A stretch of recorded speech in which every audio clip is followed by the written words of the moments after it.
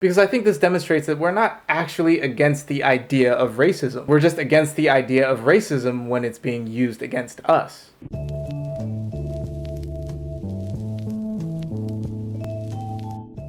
Alright, so I got a lot of comments on my videos on representation from people who were saying that they basically had the same views as mine, but that because they were white, they either didn't feel comfortable sharing them or had already explicitly been told that they were racist for voicing them. And so I set out to make a video about this phenomenon and try to point out the hypocrisy of calling white people racist for having a viewpoint that would be generally accepted if it came from a minority. But I ended up getting distracted because when I searched white people not allowed to have opinions on race in Google, which I know is a terrible Google search, but you have to start somewhere. In any case, when I searched this phrase, I ended up coming across several interviews from a woman named Robin DiAngelo. Now, if you don't know, Robin DiAngelo is the author of the New York Times best-selling book, White Fragility: Why It's So Hard for White People to Talk About Racism. Obviously, I'd heard of this book, especially after it became relevant again after the death of George Floyd in May of 2020, but I never really paid any attention to it because I thought it was intentionally confrontational and divisive, which, psychologically speaking, is definitively not the best way to change people's minds on controversial issues, especially ones as contentious as racism. Additionally, I'd already read and watched articles and videos that spoke out against the book's central message, and I largely agreed with those rebuttals. But for whatever reason, this time I decided to read through some of her interviews and engage with her viewpoints. And I'm glad that I did, because in the end, I believe that there is a lot of truth to at least a few of her claims. And I actually agree with her on certain issues. For example, her claims of systemic and institutional racism are entirely corroborated. I've talked about this in some of my other videos, but issues such as redlining, food deserts, and lack of educational resources are still perpetuated in minority communities by policies that are implemented on both a national and municipal scale. In one of her interviews, DiAngelo mentions the fact that the racial makeup of a community is actually an indicator for where a city will choose to place a toxic waste dump, which is a claim that I've seen repeatedly substantiated by other sources. But ultimately, despite the many truths that she alludes to and highlights, I still vehemently disagree with her conclusions and her overall approach to solving these issues. Because it seems that the crux of her argument, and the main reason for all of this divisiveness, is the idea that white people are inherently racist. Her overarching claim is that by their mere existence within this social, political, and economic system, white people are by definition racist. And so, like I said, when I came across this claim that, in my opinion, is overtly racist, I completely forgot the reason why I was researching white people and opinions in the first place. And I just continued to dive deeper and deeper into her reasons for coming to this conclusion. And so after reading through a few of her interviews where she elaborated on her logic, do I now believe that white people are inherently racist? Well, the answer to that question is a resounding no. You see, the veracity of this claim completely hinges on the wholesale overhaul and redefining of the concept of racism. You know, the concept and definition that the entire world has adhered to for over a century now. And this definition states that racism is a belief that race is a fundamental determinant of human traits and capacities, and that racial differences produce an inherent superiority of a particular race. And so by this definition, which is again the universally accepted definition of racism, white people are definitively not inherently racist. And just a quick side note, the claim that they are is, again, by this universally accepted definition, explicitly racist, because we are using white people's race as a fundamental determinant of a human trait or capacity, which in this case is racist thought and or action, and by doing so labeling white people as inferior, since racism is a negative trait. So yeah, just something to think about as we continue to entertain this notion of inherent white traits, be it fragility, racism, or mediocrity, as we saw with the Velma TV show, or any other derogatory trait that we so comfortably apply to white people these days. But anyway, continuing on, DiAngelo does acknowledge the disconnect between the conventional understanding of racism and the new conceptualization that she's proposing. By her definition, racism is the foundation of the society we are in, and to simply carry on with absolutely no active interruption of that system is to be complicit with it. And in that way, we can say that nice white people who really aren't doing anything other than being nice people are racist. We are complicit with that system. There is no neutral place. We've been taught to think about a racist as someone who consciously and intentionally seeks to hurt people based on race. And if that's what you think it means to be racist, then of course it's offensive that I would say you were racist. That's not what I mean by that. All of the racism I've perpetrated in my life was neither conscious nor intentional, but harmful to other people nonetheless. And so she does acknowledge that when she calls white people inherently racist, she's not using the conventional understanding of the word, but instead is using her new definition of this concept. And before I continue, I do think that it's important to acknowledge that she does not absolve herself from this new definition of racism. I think that that indicates authenticity and a genuine belief in what she's saying, as it demonstrates that she's not just seeking to prop herself up as one of the good ones. And so even though I disagree with her, I do believe that this is someone who is arguing with integrity and isn't just trying to start up or hijack a movement for their own benefit. At least that's what I get based off of the interviews that I've seen of her. But again, despite the earnestness of her assertion, it does still fly in the face of the established, globally accepted definition of racism. And that must also hold weight in this conversation concerning the validity of her new definition. If your claim of another group's racism is in and of itself inherently racist, then I think it's not only fair, but also extremely important that we highlight this as a potential reason as to why your claim may be invalid. But anyway, going back to her definition of racism, she is essentially saying that white people are inherently racist because they exist within a racist system that self-perpetuates white exceptionalism without actively seeking to disrupt it. Now, I always like to try to identify the principle of an argument. Arguing the principle and not the context helps to avoid hypocrisy, because if you claim to believe in a principle, then that belief should remain consistent regardless of the context. But if your beliefs change entirely due to a change in context, then the reality is that that principle that you espoused is simply a belief that you adopted in order to further your own goals in that particular scenario, and you do not actually believe in that principle. Probably the most identifiable example of this at the moment is the whole freedom of speech debate that's taking place here in America. There are many individuals and groups from every corner of the social and political spectrum who voice their opinions and defend them by proclaiming their right to free speech, while at the same time trying to silence those who challenge their opinions, demonstrating that they do not actually believe in the principle of free speech. They only invoke it when it suits their needs. The best example of true adherence to this principle that I can think of came from President Obama in 2012 when he said, "I accept that people are going to call me awful things every day, and I will always defend their right to do so," demonstrating that even when the context is unfavorable to him, he will still stand by this principle. And so this is why I think identifying the principle of an argument is so important, because it allows us to ascertain whether the argument being made is authentic and steadfast, meaning that you would stand by it even if it was applied in a context that was unfavorable to you and your beliefs, or if it is self-serving and context dependent, meaning that you only endorse this principle in this specific context because it furthers your individual goals. And so going back to D'Angelo's new conceptualization of racism, I think it's fair to conclude that the underlying principle of her argument is that merely existing within a system without taking any discernible action to interrupt that system is evidence of compliance and ultimately deems one guilty of the crimes perpetuated by that system. And this may shock you, but I do think that there is some validity to this principle. Again, I don't believe that the entire statement is valid, but I do think that some of its implications hold up. So in order to demonstrate this, let's take this principle and apply it in a completely separate context. Okay, so we live in a capitalist society, right? And I, as an individual, exist within that society. Now, the undeniable reality is that this system is held up by a myriad of exploitative practices taking place across the globe. My ability to own a cell phone and a computer is only possible because of exploitative practices taking place in the Congo that force children to mine cobalt, which is the mineral that is necessary to power the batteries of these devices. And the harsh truth is that the fact that I simply exist within this society perpetuates these exploitative practices, whether I'm in favor of them or not. As a member of this society, my survival is inextricably linked with that exploitation. And this is why I see value in D'Angelo's principle, because it is imperative that I am made aware of this contribution. Because until I can actually see and acknowledge it, I won't be able to take any efforts to mitigate it. If I continue to live in the false perception that I am not directly contributing to this exploitative system, then the system perpetuates itself and continues to subjugate people around the world. And it is paramount that we ultimately seek to end these practices. However, where I think D'Angelo's principle oversteps is where it would assert that my existence within this exploitative system inherently means that I am an exploiter, in the same way that white people existing within a racist system inherently means that they are racist. I believe that this is where the principle loses viability, because it attempts to redefine the concepts of racism and exploitation by establishing passive existence as a form of transgression. And this principle of essentially being guilty by existence is extremely dangerous in my opinion, especially when the people we are accusing don't individually have the power to change the systems that they exist under. If we extrapolate this principle and apply it to scenarios outside the realm of racism racism, then I think we will start to see why it doesn't hold up. Because if we are all of us guilty of the crimes that our societies perpetuate in our favor by simply existing within these systems, then every straight person is homophobic, every binary person is transphobic, every skinny person is fatphobic, every American is Islamophobic, every racially homogenized country is xenophobic, every middle to upper class member of society is a classist, and every single individual in the West is imperialistic, exploitative, and corrupt. And we can feel totally justified in asserting these things without taking into account any of the individual actions of the people within these communities. Because again, according to this principle, we are all simply guilty of the crimes that our societies perpetuate in our favor. Which means that every member of a middle-class minority family who values physical fitness and doesn't happen to have any LGBTQ+ or non-binary members in their family is a homophobic, transphobic, fatphobic, Islamophobic, imperialistic, exploitative, and corrupt classist. And so the question becomes, would you be comfortable placing the very groups that you're trying to defend under these labels? Because if you are comfortable labeling every single white person a racist using this principle, but uncomfortable labeling minority groups under this combination of bigoted ideologies using the exact same principle, then that means we can take this principle out of the category of being authentic and steadfast, which again means that it is universally applicable and you would stand by it regardless of context, and instead place it in the category of being self-serving and context dependent, making this entire argument akin to someone defending their right to free speech while simultaneously trying to silence any dissent from their opponents. And so coming back to the claim that white people are inherently racist for simply existing within a racist system, I do not believe that D'Angelo's principle and attempt to redefine the concept of racism are justified. As I've tried to demonstrate, I do not believe that the principle that this redefinition is built upon holds up when applied to other contexts. And again, as I said in the beginning, this redefinition in and of itself is inherently racist, according to the universally accepted definition of racism. The allegation that white people are inherently racist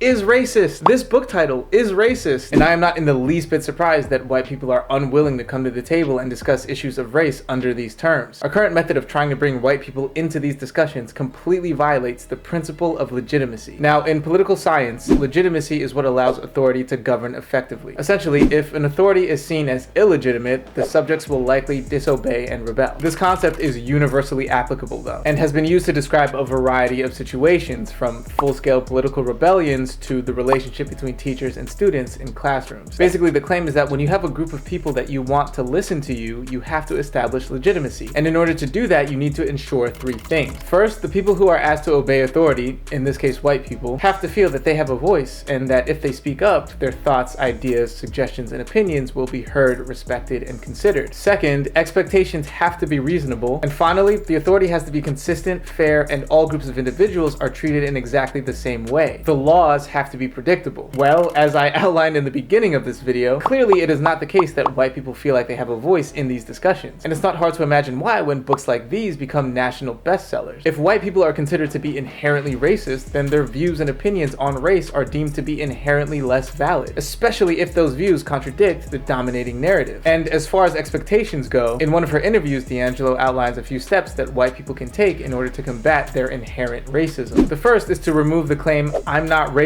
from their vocabulary. But in order to do this, white people would have to accept D'Angelo's new definition of the word and denounce the already established universal definition of the concept, which even I, as a black man, am unwilling to do. And so I would assert that forcing people to accept your new definition and acquiesce to the notion that they are guilty of a crime simply by existing is an unreasonable expectation. The next step is to make a list that attempts to answer the question, how have I managed to be a full functioning professional adult and not know what to do about racism? Well, I can answer this one. As a 31-year-old, barely functioning, semi-professional adult, I still have a long way to go. I can say that I haven't had many, if any, interactions with transgender people. And so I can confidently say that I do not have many ideas on what to do about some of the more prominent transgender issues. Look, the reality is that 60% of this country lives paycheck to paycheck. Most people's reality is centered around just trying to survive and make it to the next month, not social justice. They simply don't have the time to take on the burdens of their own groups and communities, let alone the groups and communities that they don't even belong to. Now, am I saying that we shouldn't try to be empathetic and do our best to understand the issues and the realities similarities of other people? Absolutely not. Wherever we can, we should seek to help. However, in my opinion, it is entirely unreasonable to expect that fully functioning professional adults should already have taken the time to know exactly what to do about social issues like racism, and that their conclusions should look exactly like your own. Now, the next step is to take a course, which again ties into the point that I was just making, because I just don't see it as a reasonable expectation for most people, seeing as most people are focused on their survival. And the final step is again something that I actually agree with, and not just in conversations concerning race, but also in discussions around politics, gender, and every other type of social issue. If you have the time, listen to what the people within these communities are saying. Don't take it as gospel, of course. Belonging to a community doesn't inherently mean that you speak for that community. There are plenty of black people who will vehemently disagree with what I'm saying right now. I know, I have some in my family. And there are plenty of black speakers that I wholeheartedly disagree with. There are so many different types of people and experiences within these communities, which means that despite our similarities, we will ultimately have a wide range of differences in our ideals and beliefs. And the suggestion that these communities are monoliths is an idea that has been heavily proliferated in modern discourse, but it is an idea that inadvertently does more harm than good for the overall discussion. But that is a separate topic entirely. The point is, whether you agree or disagree, as D'Angelo says, it is always helpful to listen. But anyway, insofar as expectations go, I do not believe that most of these are reasonable. So now we violated two tenets of the principle of legitimacy, and that brings us to the third, which again states that the authority has to be consistent, fair, and that all groups should be treated exactly the same way. Well, this is going to be short because, again, as I've already said, this book title and the claims that D'Angelo makes about white people in her interviews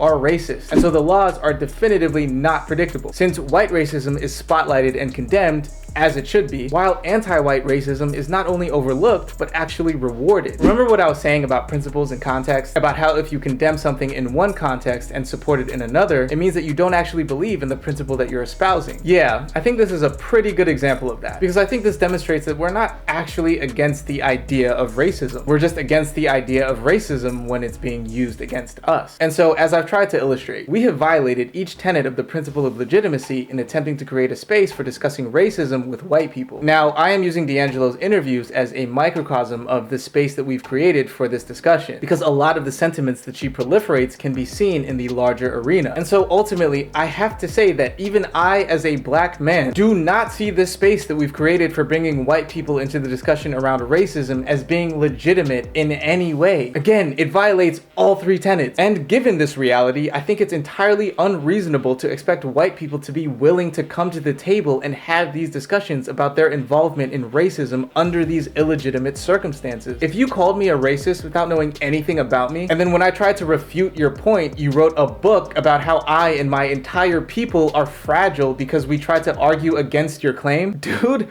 I'm sorry, but I don't want anything to do with you, because you've decided that it doesn't matter what I say. You've preemptively set the parameters for the discussion. I am a racist, and so I can either be a good racist and listen to you, or I can be a fragile racist and try to deny your accusation. But whatever I do, according to you, regardless of any of my own individual actions, I'm already a racist. And I don't believe that this is a healthy environment for holding these discussions. And it's a shame, because I do think that these discussions need to be had and that white people need to be involved in them. Because going back to the validity of D'Angelo's principle, just as I believe that it's important for me to be aware of how my actions may perpetuate an exploitative capitalistic system, it is also important for white people to be aware of how their actions may inadvertently perpetuate a systemically racist one. And I think that if we could abide by the principle of legitimacy and establish an arena for this discussion that follows those three tenets, white people would be much more willing to come to the table for this discussion. I genuinely believe this to be the truth. I don't believe that white people are any more fragile than any other group of people would be if they were illegitimately being accused of something that they were innocent of. I think that white people, like the rest of us, have a decent radar for when someone is being hypocritical. And using explicit, definable racism to call out another group's racism is the definition of hypocrisy. So ultimately, I would like to see a drastic shift in the way we approach these conversations around race, so as to be more inclusive of white people and their voices. I would also like to see a palpable decrease in the amount of blatant anti-white racism that has become so prevalent and acceptable in today's society. If you want some concrete examples of this, feel free to check out this guy Charlie Cheon's video. He does a great job of outlining the blatant anti-whiteness that we see on social media these days. I just think that this would go a long way in establishing a genuine coalition of camaraderie between the various denominations of white people, because remember, just like every other group, white people are not not a monolith, and the various minority communities in this country. And I believe that a bond built upon the foundations of genuine human empathy, understanding, and affinity is much stronger than a bond built upon fear, intimidation, and manufactured obligation. But in any case, I think that's going to be it for this one. If you made it this far, thank you so much for indulging me. In a pretty roundabout way, I actually did end up addressing my initial reason for making this video. Like I said, I initially wanted to do a deep dive into why white people who watched my video and shared my perspective didn't feel comfortable sharing their opinion. And I guess that in my research I found out that books like these are a huge reason why. If people already assume that you're a racist, then any deviation from the agreed upon narrative when it comes to minorities, like for example, that representation is actually a harmful ideology, would only confirm their suspicions in their minds and would potentially have dire social repercussions for you. So mission accomplished in the most unexpected way, I guess. I also just want to take a second to say that although I disagree with her assertions and conclusions, I don't actually have anything against Robin DiAngelo at all. So often we take any denunciation of an argument as a condemnation of the person, and I think that this response is unhelpful. I believe that I share DiAngelo's vision of a more inclusive, less systemically racist society. And like I said, I actually agree with a lot of her claims and arguments. I just find the main one to be problematic. Anyway, I just wanted to take a second to say that because at the end of the day, I'm just a dude in my room. I don't have any credentials and I'm not coming for anybody. But yeah, anyway, I'll let my argument speak for itself. In the end, I hope we both realize our vision for the world. In any case, I hope this all made sense. As always, if it didn't, please feel free to let me know why so that I can try to address any misconceptions in the comments. But with that said, I wish you all the very best going forward. Take care of yourself and I will see you in the next one. Peace.